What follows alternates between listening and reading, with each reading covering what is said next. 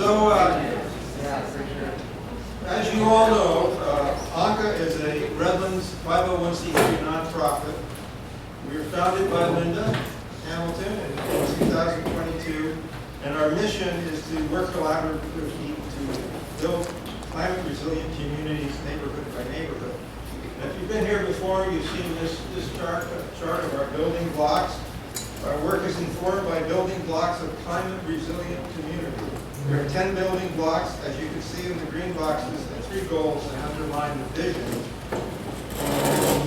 which are reducing carbon emissions, increasing readiness, and ensuring environmental justice in all we do.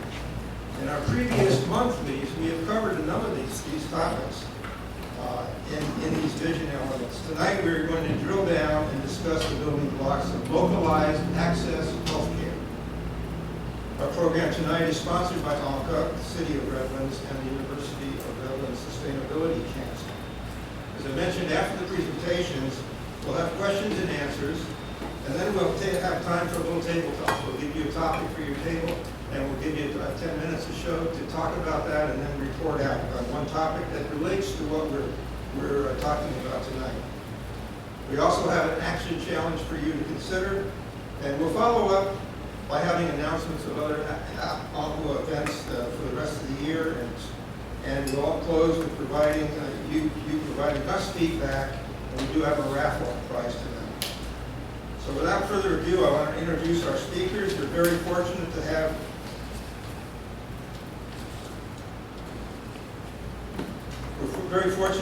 two speakers from the San Bernardino County Department of Health tonight. Redlands resident Bernardino has 25 years experience in advancing community well-being across all sectors, system changes, and equity-driven practice. In her current capacity as Health Communications Coordinator, she leads initiatives that strengthen local capacity and address both emerging and long-standing public health challenges.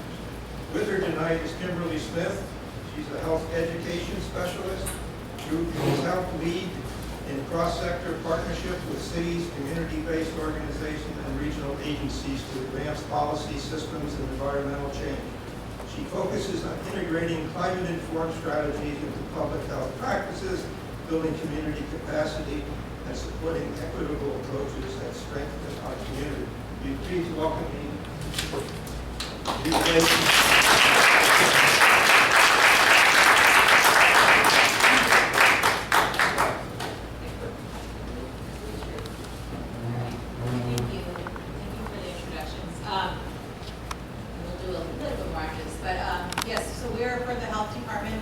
We specifically are out of our health equity program.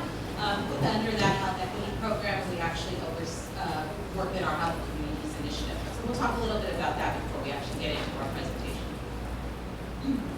So again, thank you for coming to listen to us speak tonight. Again, our presentation is called Health in a Changing Climate.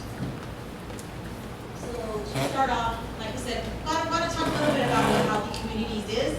So Healthy Community, our vision is to create environments and systems that support the highest level of health for all, right? And then our goal is to strengthen our relationships and establish relationships with our community stakeholders.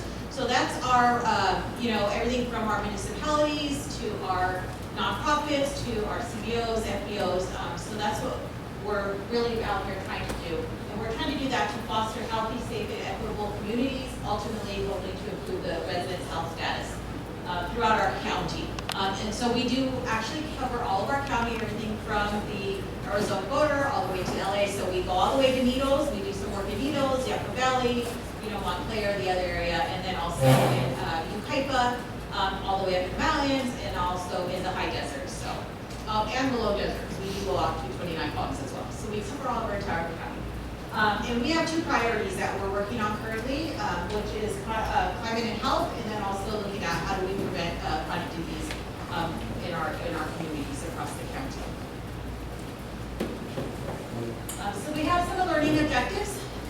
So one is to describe how climate hazards uniquely impact not only older adults but everybody. We also will cover how to recognize early warning signs of climate-related health risks. And then also we'll, at the end, we'll, you guys will be able to formulate at least one practical strategy to reduce climate related risk for everybody. So not just older adults, but everybody. So on your table, you guys have this slide. So it's a very busy slide, but we like to show it because it really does kind of explain how climate change affects all of our daily health, right? And this is from the CDC.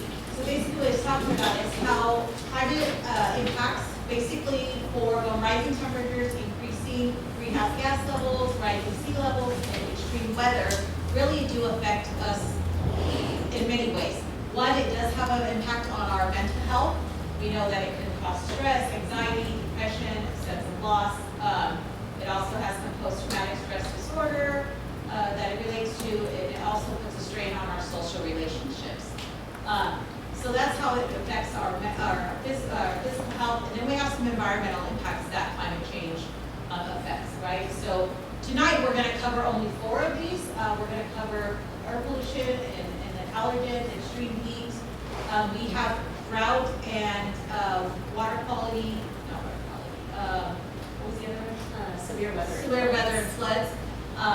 Those are grouped together, and then we'll talk about wildfires and smoke and how that affects our health. Because those are basically the 4 major health hazards that we see in our county.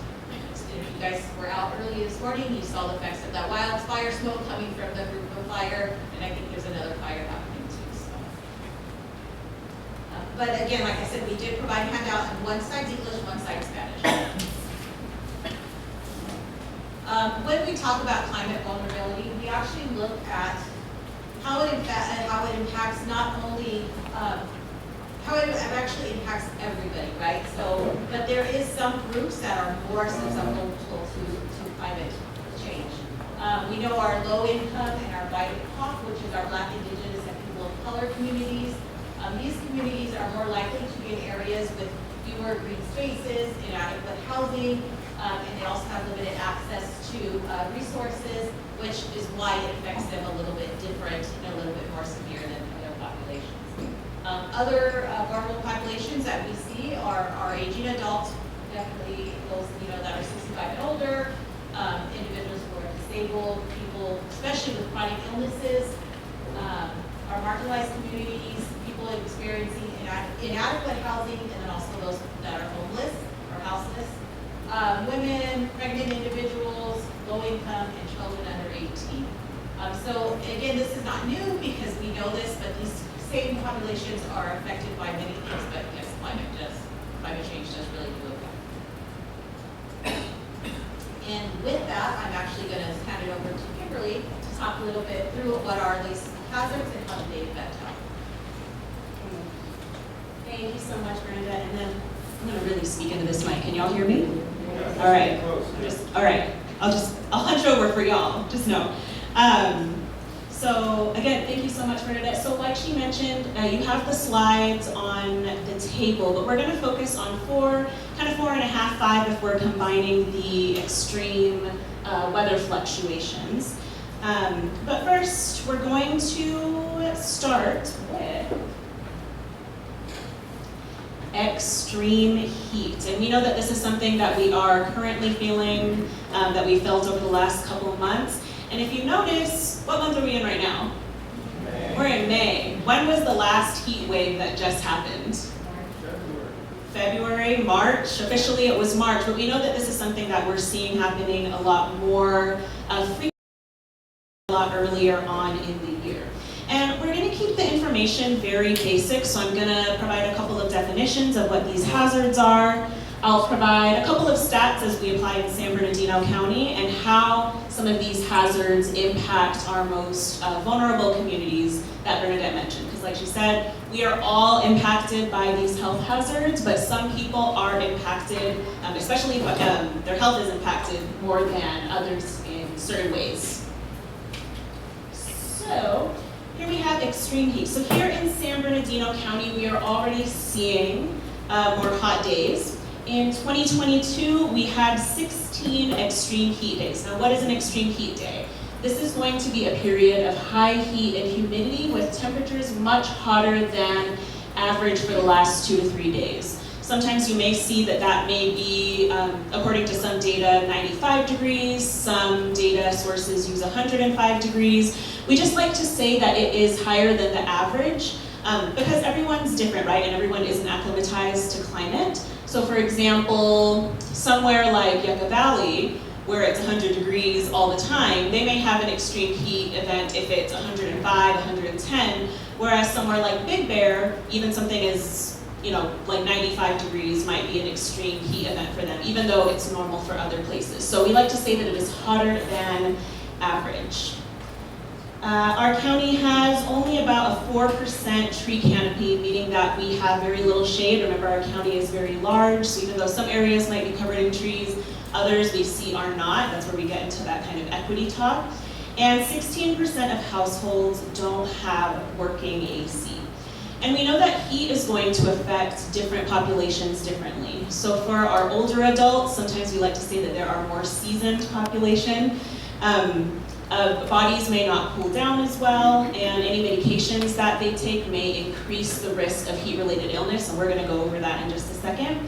Children, so children are small, they're developing, they may heat up faster than adults, they may not be able to regulate their body temperature as much.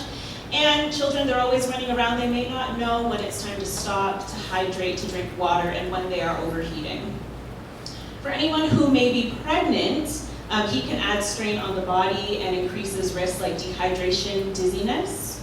And we always think about our outdoor workers. So whether someone's out working in a garden, whether they're working on a farm, whether they're just generally in the outdoors for construction, this has to do with long exposure. If someone's wearing heavy gear, that may make them overheat more, and they may be in more contact with hot surfaces.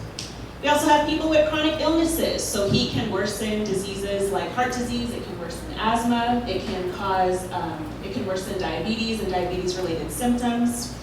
And then, like Bernadette mentioned, another vulnerable group are those without stable housing. So those who have limited access to cool spaces, they're going to also be more impacted because they're always outside.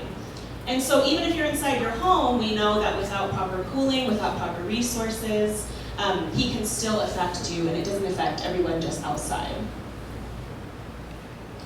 And like I mentioned, here are some of the ways that heat can have impacts on the bodies. Feel free to take a look at this over. I realize I should have gone a slide forward. But we see medications, reduced heat regulation, chronic health conditions, social isolation, and fixed income. These can all be impacted by heat. And at the end of the presentation, we'll also be having a really heavy focus on what it is you can do, because I'm giving you a lot of information. So if you have any questions, feel free to raise your hand, feel free to interrupt us. I think we also have a Q&A at the end, so just kidding. But we'll be... Don't interrupt them. Yes. We'll get through it, and then we'll let you ask questions. But we'll have a segment where we go into some of these resources on how you can best protect yourself, use the buddy system, and protect others around you. So then we go into air pollution, which, as we can see outside, caused by the wildfire, this is something that we deal with a lot as well. And so, definitions up on the slide, but this is going to include all of these tiny little particles that are going to affect our lungs and our heart. And this is going to impact certain groups more, but certain common types of pollutants, we know that this isn't everything. We have particulate matter, or PM, we have nitrogen dioxide, we have carbon monoxide, and ozone, all of which can cause a lot of different medical complications in the body. However, like I mentioned, some people may be more at risk or affected than others. So when we're thinking about this, I'm going through my groups. So children. Children are going to breathe faster, and they have smaller lungs, so they're going to inhale a lot more of that pollution faster. Excuse me. Pregnant women exposed to pollutions may see different complications as a result of absorbing these into their lungs and body. Our outdoor workers may inhale more pollution simply because of the fact that they are outside. Our more older or seasoned adults with diseases like asthma or COPD, they may feel a lot more symptoms, or those symptoms may be exacerbated. And then anyone, not just our vulnerable groups, but anyone who lives in households that are near roads, warehouses that have a lot of these pollutants, they're also going to be put more at risk. have a chart of some air pollution sources. Just so y'all know, San Bernardino County ranks amongst the worst in the nation for air pollution, including ozone pollution. We have a growing warehouse industry. We have a lot of diesel trucks. We have a lot of transportation coming in and out of our area. And more diesel, more warehouse, that means more exhaust fumes, which give off some of these pollutants. So think about, again, our groups, children. Children who walk near major roads, whether they're walking outside to play, whether they're going to school, they're going to be exposed a lot more to these pollutants. Our outdoor workers are going to be exposed. Anyone who's pregnant or just going through traffic may be more exposed. And then just something to note is that these air pollutants are going to be worsened by heat. So you have heat, which is already an issue. It makes everyone cranky. It causes health-related impacts. But heat is going to make that smog and that smog exposure worse as well. And again, just a couple of impacts that pollution can have. We see weakened lung function. We have high cardiovascular sensitivity, so your heart becomes a lot more sensitive to those pollutants, and it increases the risk of heart attack or stroke in a lot of different populations. Anyone who has COPD, asthma, diabetes, other chronic conditions, those conditions may worsen with exposure. We have a lot of more studies showing that there is a link to cognitive decline and neurological effects when you're exposed to pollutants. And then we also have long-term physiological damage. So a lot of these that we're talking about, they not only cause physical health problems, but they cause stress, they cause mental health problems as well. And then going on to severe weather fluctuations. So on your chart, you may see drought, you may see severe rain. This is going to kind of include the two of those. And we know that due to climate change, we not only see the droughts, we not only see the precipitation, we're going to see them get more intense, and they get more intense more often. So we're going back and forth kind of like a pendulum. And so a couple of the impacts of severe weather fluctuations when we're talking about droughts, we're not only talking about people maybe having less access to things like water and it just being hot, that is going to disrupt our food systems and water systems as well. And as far as heavy rainfall goes, we see things like flooding. Now, not just flooding, we see things like flash flooding, and that poses a major safety concern, not only for people who are going to be outside and in nature, or maybe they might be on a hike. Think about our unhoused population, or those who may not have stable housing. If they're in the waterways and that's where all of their belongings are, we often see that that's an issue when flash floods come, and it may sweep away all of their belongings and even sweep away some of those people. So we're not only thinking about the physical repercussions of that, but we also see mental repercussions of someone losing their belongings and losing everything that they own. And then with heavy rainfall, we also see standing water and humidity. So the humidity is going to drive up that risk that we see during extreme heat events. So it's going to feel hotter, it's going to be muggy. Someone may sweat, but that sweat isn't going to evaporate. So you're sweating, you're trying to evaporate the sweat, you're not feeling any cooler. That puts you at risk for heat-related illness.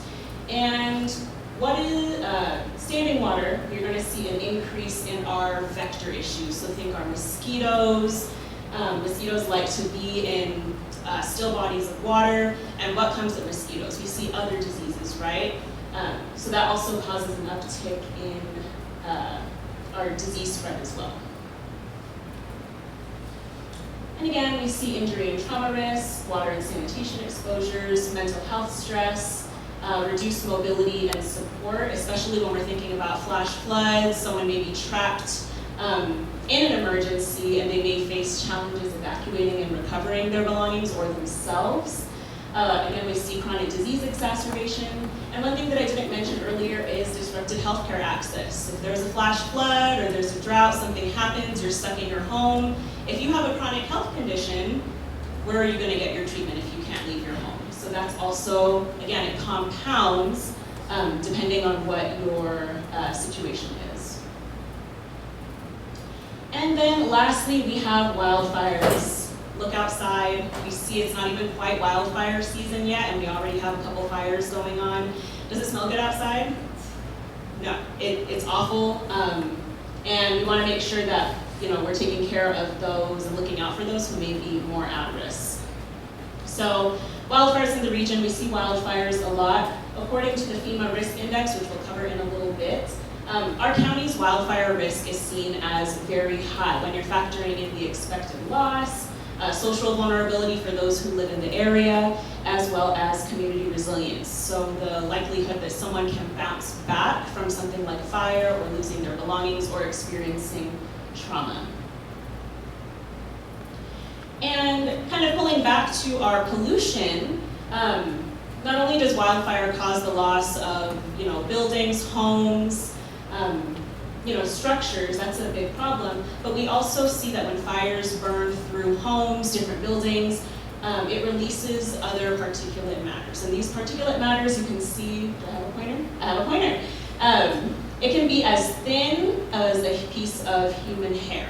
And this is something that you're breathing into your lungs, something that you're inhaling, and something that can cause health effects as well. Cancers, different lung effects. If someone has asthma, I hadn't mentioned that, that can cause an exacerbation of that and those symptoms as well. And it just kind of goes to show that even though, for example, today, even if it's a situation where your home might not be in danger, you might not be in an evacuation warning, an evacuation zone, you still do need to take precaution and be careful. This is still something that can impact your health, even if you are far away. And again, we see a pattern here. We see a lot of the same vulnerable groups, a lot of the similar impacts that people can face when they are faced with some of these extreme weather hazards caused by climate change. So, I wanted to keep it simple. We threw a lot of information at you as far as what those hazards are, but what we really wanted to focus on was different resources and community level strategies that you would be able to take and implement in your life, whether it's yourself or anyone who is a friend or a family, or maybe you work in a community where people may be high need and you want to make sure you're helping them as well. So with that, I will pass it to Bernadette to get us started. Really switch to give her a little bit of a break. That was a lot of information she talked through really quick. So the next couple of slides, we're actually going to talk about what our responses as far as the public health department, some tips for staying safe, and then also look at polling places resources. So what do we do? So we recognize that climate change is a public health issue, right? It actually affects a lot of our populations. And so this is something that public health is really looking at, like how do we help our communities? How do we educate our communities? And so one of the ways we do that is through our health officer. So she will issue extreme heat advisories. And those advisories get put up on all of our social media handles. We're getting better at actually sending that information out to all of our partners that we have, our CBOs, our faith-based organizations, just all the partners that are working with us. Because we know putting it out on our social media is great for some populations, but not everybody uses social media. So we're looking at how do we get that information out to everybody. So that's one of the things that we do. Our Healthy Communities Initiatives is working with our local municipalities. So we do work with our 24 incorporated cities across the county. And we try to, again, send information to them. We try to build their capacity around climate. We help them to look at what are some policy systems, environmental changes that those communities can do, whether that's putting new policies in so there's no more warehouses coming in, or supporting farmers markets and community gardens, supporting, putting more trees in, right? So we help our cities and our communities do that. We actually have we have a health, a web page, and on that web page we actually have a climate preparedness and resiliency tab on that one. And so you can go find other resources on there on climate. How do you, what are some laws and policies you can advocate for in your community? But we just added a climate dashboard to that, so actually you can go on there and look to see what are the populations that are being affected, what are some of the the data saying what are our ozone days and things like that. So all that information is on that new published climate dashboard, and that was just published, so like very recently. So we'll be updating that as we get more information, but we have that on there. There's also other resources where you can go find other web pages that have a lot of data. So if you're a data person and want to know what does the data look like, you can access some data points from there. And then we actually are launching an internal extreme heat planning initiative. One of the things we want to do is make sure that all of our departments within our department are talking to each other. We're putting out the same information. So that's everything from our clinic operations staff to our preparedness and response program to our nutrition and wellness, even our animal care and control program, because extreme heat does affect our animals, right? They can't walk because the sea gets too hot. So we're all coming together to make sure that we're sending out the same information, and that way we have that broader kind of reach in the community. And then we also we have a preparedness and response program who maintains an extreme heat webpage. And that webpage, again, has information on how to prepare yourself, what are some cooling strategies you can do. It also has a link to our cool places to go, which Kimberly will actually talk about and walk through that a little bit later as well. So that's kind of what we're doing as a health department.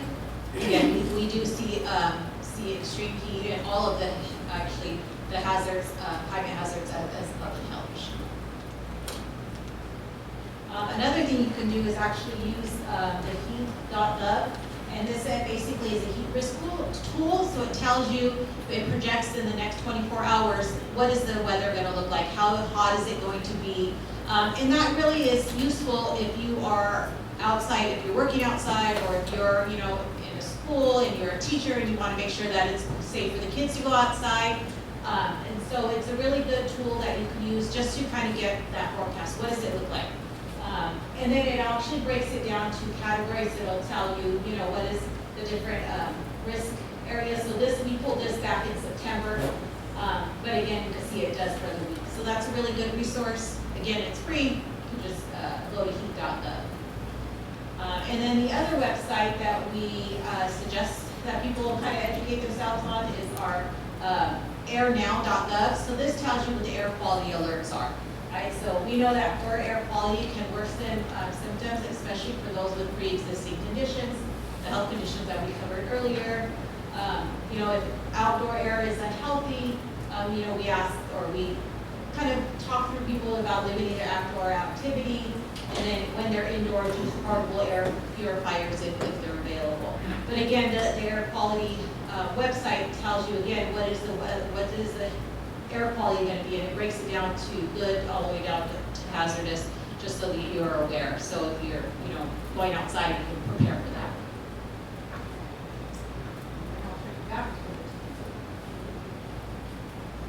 And then one thing that we always want to highlight, especially when it comes to all of the hazards are really important, but when we talk about extreme heat, it is really important to have a medication plan. And this goes a couple of different ways. Some medications are temperature sensitive and they need to be stored at a certain temperature or in cool places. For example, antibiotics, someone's diabetic medication, antifungals, antihistamines, certain cholesterol medications. You really want to make sure that you are storing those at a proper temperature, or if you know anyone who's on those medications, always check in. Use that buddy system, make sure that they are storing their medication properly to make sure that it's working to its best capacity so that they can stay healthy.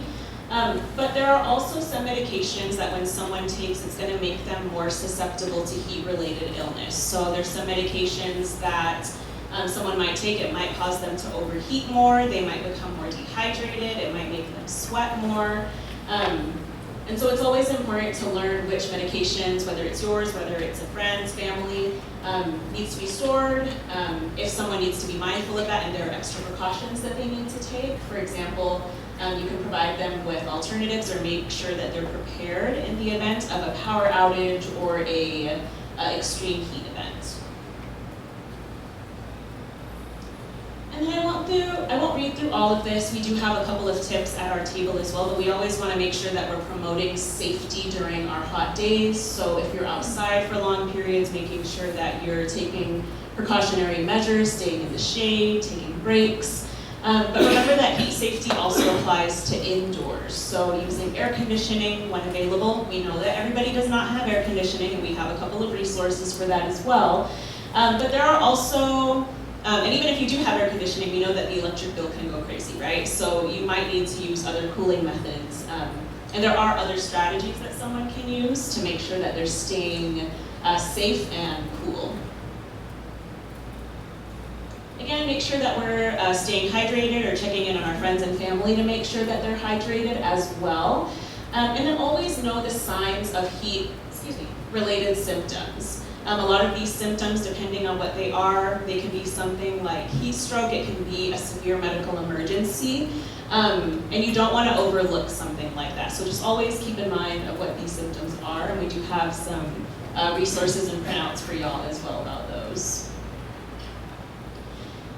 And then a big resource that we want to promote is cool places to go. So a lot of us have heard of cooling centers.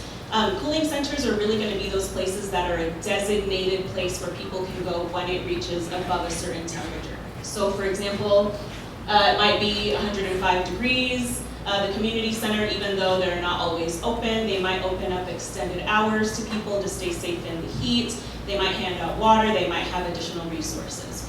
While those are great, everywhere that is a cool place is not a cool place to go. And a cool place to go is just going to be a cool place to go. So any place that has air conditioning, that someone can go stay cool, stay safe in the heat, stay safe from the heat. It's typically a public location, so we're thinking about our malls, our public pools, splash pads, community centers like this one, where anyone can go. And so there's a couple of different places that someone can access these resources. One, we do have a county cool place to go interactive map, and I will walk everyone through that in just a little bit. And it would be able to, based off of your location, show different cool places that you can go that are free. And then 211 is always a useful resource. You can either call and ask about cooling places for someone to go to. They also have a list that they update in real time. They actually just updated their cool places list for 2026. So that is updated and people can go to those spaces as well. And then we also have a senior information and assistance hotline that someone can call and ask about those resources as well. And then I'll come back to the cool places to go, but there are also low-income energy assistance programs available. There's a lot available. Basically, if someone needs weatherization of their homes, they may need a little bit of help paying for their air conditioning bill, they may need an air conditioner, they might even need heating resources in the event that it is cold. We have that resource as well that we like to promote to make sure that people can stay safe comfortably in their home. And I will leave this up, and I think, can I pull this? I think I can. So this is also a link that's on your table. It's called the Aging and Climate Safety. It is not only for our aging population. It is a link tree of a whole bunch of different resources that you can use for yourself, you can use for others. We update it regularly. Most of the materials are in English and Spanish, and I actually just updated it with some resources for fire safety. So if you need air purifiers, if you want to learn how to build your own air purifier, some safety tips from the smoke, we have that as well. I'm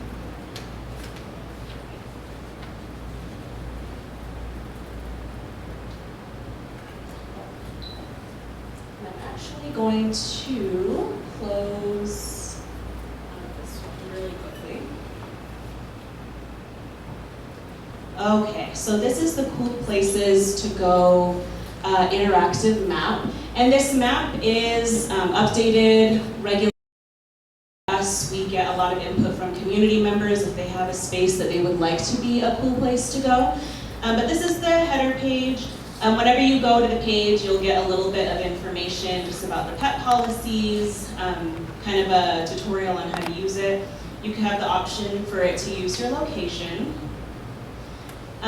But basically, we have a legend here that shows that we have splash pads, public pools, indoor malls, libraries, city and senior and community centers. And we know that transportation can be a barrier as well. So let me go to the side here a little bit. So all of the colorful routes that you see are actually the different transit bus stops and train stations that someone can use. That way, if someone doesn't have a method of transportation like a car, they can go use these routes as well. And so we have, we know that this is a really big county, so while 50 miles, 10 miles may seem like a really far radius, in some places like the high desert, we know that some of these places are a little bit few and far in between. So you have the option of selecting a radius from your location. And I will actually enter in, does anyone want to give me an address? Okay, 1319 campus. This one? Okay, great. All right, so there is 1319 Campus Avenue. Do you want a 10-mile radius? Do you want a 5-mile radius? 15, okay. Okay, it's 15.2, that's what I could do. So we see that we have 7 splash pads, 6 public pools, 2 indoor malls, 15 libraries, and 16 city senior community centers within that radius that someone would be able to check out. So I'll go ahead and do a library. And for each of these, you'll be able to see the name of the library, the address. They have some hours just to make sure, and just in case it may be advisable to call before just to make sure that they're open. Some contact information, some notes if applicable, or if they have special hours for heat events. If they function off emergency power, you can access their website. And then if you click on here, it'll give you Google Map directions as well. And then they also do have some information about whether or not pets are allowed. So hopefully it's a useful tool for some. We are actively taking feedback on this tool, so if you want to check it out, use it. We are hosting a couple sessions, or we are accepting ways that you think that this app could be made better or more user-friendly. So please try it out, share it with your loved ones, and we hope that it is of use to you. And is there any questions, or did anyone want me to run through a specific scenario? Yeah. So I live in Riverside County, so Yes. would they have their own app, or would I be able to add into this, or how would that work? This one is only updated for locations within San Bernardino County. I'm not exactly sure. Yeah, I don't want to say that I'm positive about the Riverside locations. I believe that because 211 is Inland Empire, it covered all of the Inland Empire, that would be the best bet, is to go based off of the 211 list. I think that Riverside has a list, but we can double check on that. Did anyone else want to test out an address or have any questions about the map? And it's not mobile friendly yet.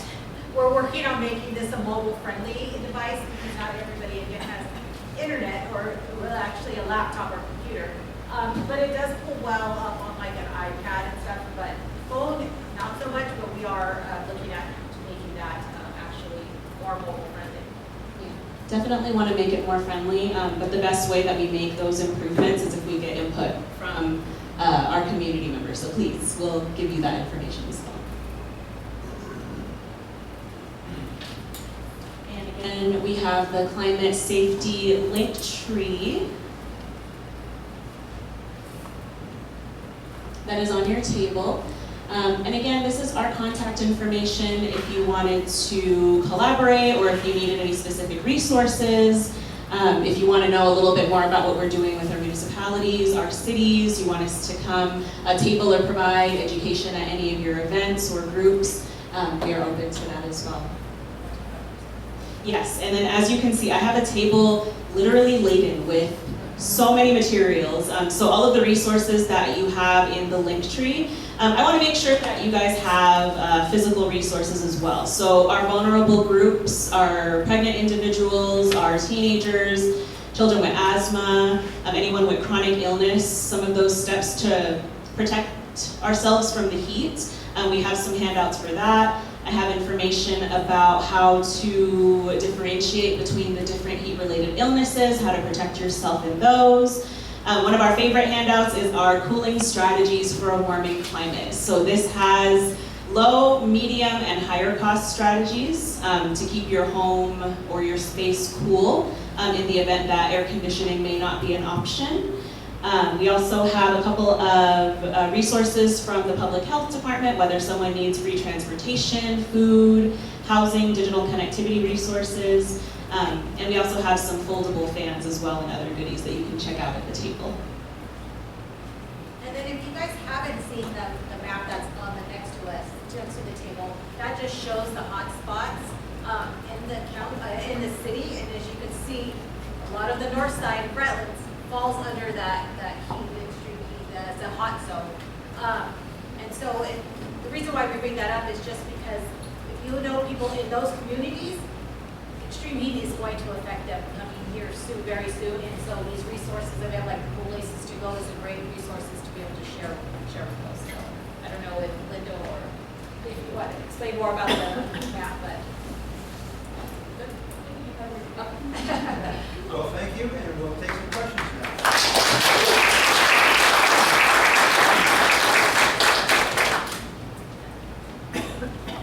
Do you know if all of the schools, like the grammar schools and high schools, all have air conditioning in the county?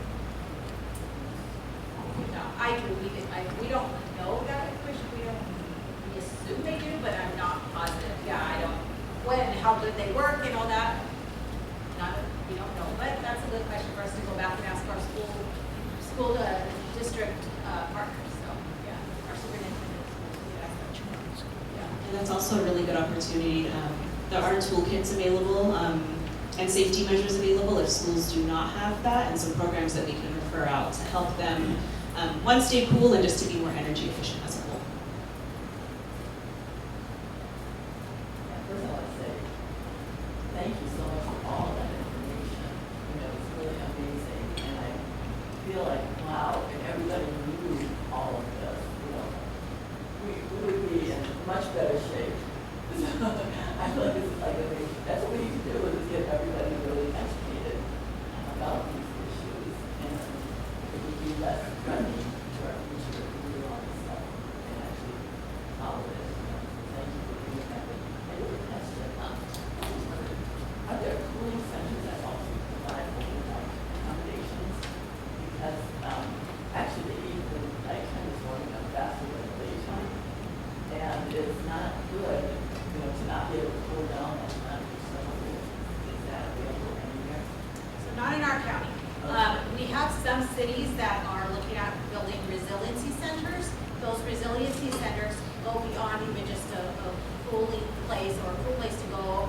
Basically, what these resiliency centers do is they actually provide wraparound services. So there's a lot more services are available. Maybe they have mental health services. They have, you know, even like other county departments there, WIC and other things. So they're providing a lot more resources. And some of those are looking at being 24-hour, because we know with the extreme that's changing in the heat, before, you know, 8 o'clock when the sun go down, it would get cool. That's not happening anymore. And we're recognizing that. And so they're looking at trying to build some of those. Right now, it's mostly in the high desert. We're working with a group out in Adelanto, and they're trying to open up a brand new community resiliency center that will be open all year round, and then they'll bring in different resources.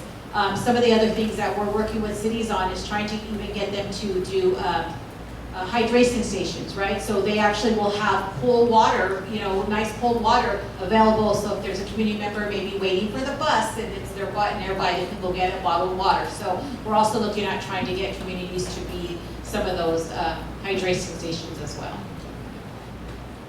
Are you working with any churches at all that could also be cooling centers? Talk with churches? So yeah, we have. So what we do, part of what we do is through, we have a community, a CBO, community-based organization, meeting monthly, and so we're working with, I think there's about 50, a little over 50 community organizations, and those are our faith-based organizations, 501c3s, just general community organizations. And we're trying to get them on board with us to also, one, go after funding, because there is funding available to create community resiliency centers. And so we're working with those, and so we're now bringing in our partners. So although we traditionally have been working with our municipalities, we are actually expanding out to working with other stakeholders and other community organizations to also hopefully bring them on board, because we do know that's where people are safe. You know, the library is great to go hang out and get, you know, cool down, but if you have little children and they're running around, you know, that's not good for them, right? They're quiet and they want them to be quiet, or they have maybe animals and pets and they can't bring those to the library, they can't bring those to all the cooling centers. But maybe churches would be open to open their doors for that, or faith-based organizations. So we are trying to expand into more organizations. If you wanted to encourage your church to do something like that, would I call one of your telephone numbers? Yeah, you can reach out to us, and what we'll do is we connect them with their city, because we have that city manager, assistant manager from the city, so we can work through them. And then we also have, the county has an Office of Emergency Services, which is our OAS department, and they're the ones that actually help to organize these as well, so we can connect it with the right people. Are there laws in place in San Bernardino County for outdoor workers, like farm workers or construction workers? There is, and that's through Cal OSHA, but yeah, there is, they're supposed to be taking frequent breaks, they're supposed to be providing water, they're supposed to be, making sure that the indoor temperature isn't above, I think for us, in our county buildings too, if the temperatures get above 85, they actually have to provide cooling for us. So there is some laws on the books. Are they enforced? That's a different question. But there's always Cal OSHA that you can reach out to. My daughter worked for a little bit for Amazon warehouse, and it was horrible, and she's like, Mom, I can't do this, and I'm like, call the number. Will something come out of it? There should be, but the more people that complain or report it, the better. But yeah. Everybody with another question, is there an outdoor temperature? Nobody should be working outside, and is there a law that? I don't think there's a law that we haven't read that says, if it's 120, you can't work outside. I don't think there's a law to that extent, but I think there is laws that are on the books that say employers have to provide certain things. Yeah. Just to reiterate what she said, there's no specific temperature, especially because when we look at risk for heat-related illness and safety, it's going to be different geographically. But everyone should be held accountable with those laws and actions to make sure that people are staying safe. My husband works construction, and his company makes them as a foreman. He has to carry around a big jug of water. That's like their company law, like they have to have that jug of water, especially when we hit the summer, because if not, they get in trouble for not providing that water and hydration for his employees. But so it comes down to basic, even your company. We take one more question, and then we're going to do some table talk. Okay. You guys cover such a scope of these locations. What are some of the strategies you're seeing in some like big streams like Needles, Joshua Tree? So, those are our communities who are suffering, very vulnerable. Again, there's no resources close to them, so we're actually working with them to work with their educational systems, especially out like Barstow, using Barstow College as a cooling center. There's a couple of groups that are out there that are looking at, building resiliency centers. One of the issues that when we worked with Barstow was that they would use the college, but when it got over 100 and It's like 95 degrees. their air conditioning started shutting down because they weren't cooling. And so we connected them with IREN, which is another organization that comes out and does like assessments of them. So they're trying to help them, get some money to upgrade their air conditioning systems and things like that. So that's what we're seeing a lot in those areas, is really trying to find good, reliable cooling spaces for them. Again, they're one of the ones that suffer, that a lot of their people don't have air conditioning, or they have it but they don't use it because they have, at the end of the month, they have to decide, do I pay a $600 electric bill or do I buy food for my family? And so this is why we have those resources that we're trying to connect them with to be able to help with financial assistance for them.